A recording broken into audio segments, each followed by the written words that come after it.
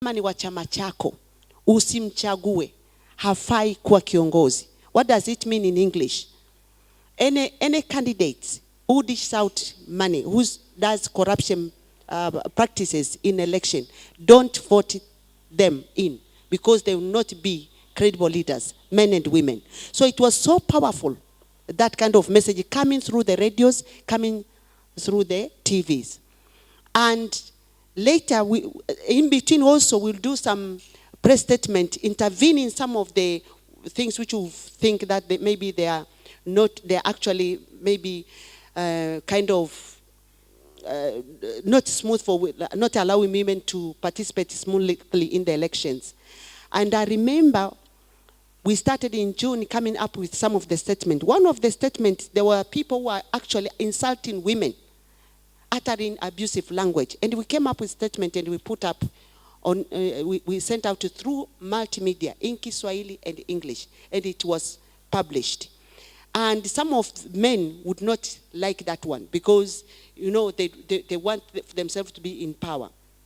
And later, something which later there was a case in October where the military came out with a statement trying to kind of, in our interpretation, trying to kind of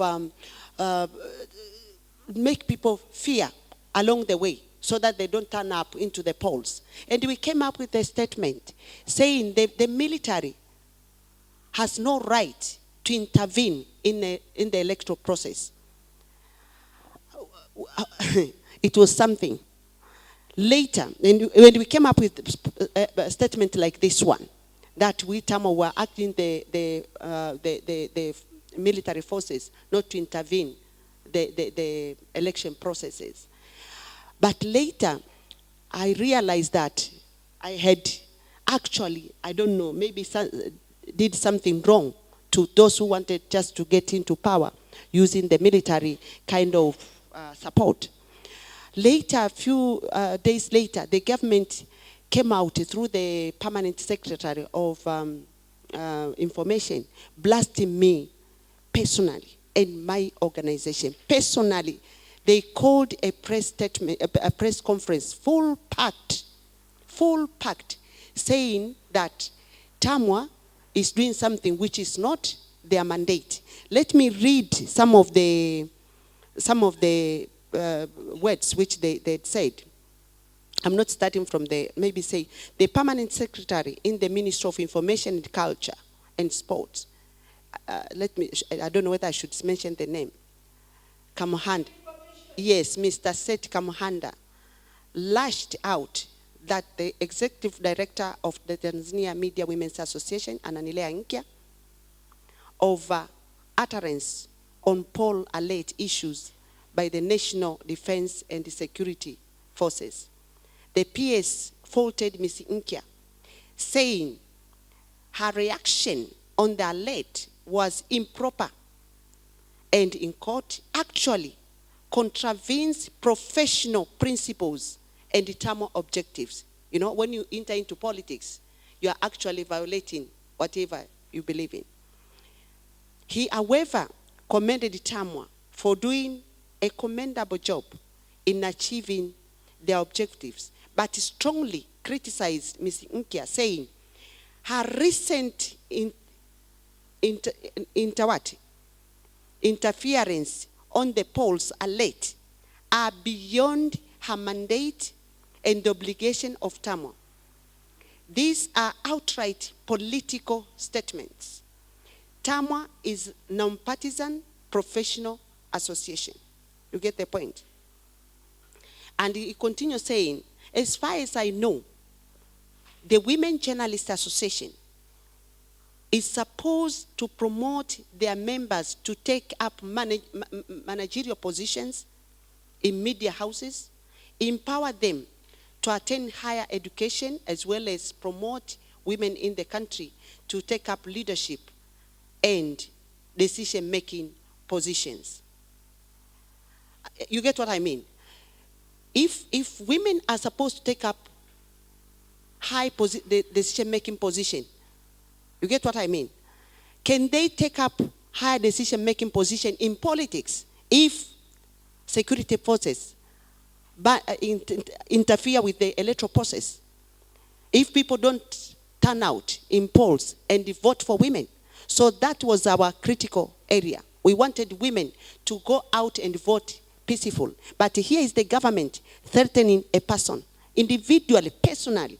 And let me tell you, it's not that they came up in public personally accusing me, threatening me.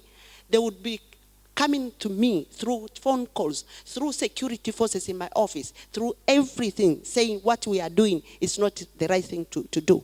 And the biggest question I was asking myself, what is the role of civil society in promoting free and fair elections? Are the women, for example, Tamwa is fighting for the women's rights. Are the issues which affect the lives of women not political issues? For example, if huge number of women are dying daily, like in Tanzania, more than 25 women are dying daily through maternal death. Every day, unreported, they are dying. Are these not political issues? Are leaders not supposed to be accountable? So are we not supposed to make sure we have accountable leaders, credible leaders, who will be able to address the issues properly so that women do not die?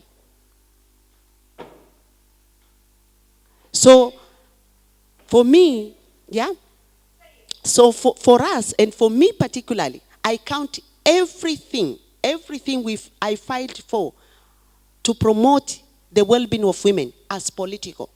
If women are fighting to get clean water, if women are fighting to get firewood, if women are fighting to get the livelihood, the food, and everything, those are very political issues. And so the civil society organization should not just stand out there and say, we are waiting to go and look for money to service these people who are fighting for water. We need to be extremely critical during the elections and before the election to make sure we have leaders on board, men and women, who are supposed to make sure the national resources are used. And the national resources, they trickle down to women.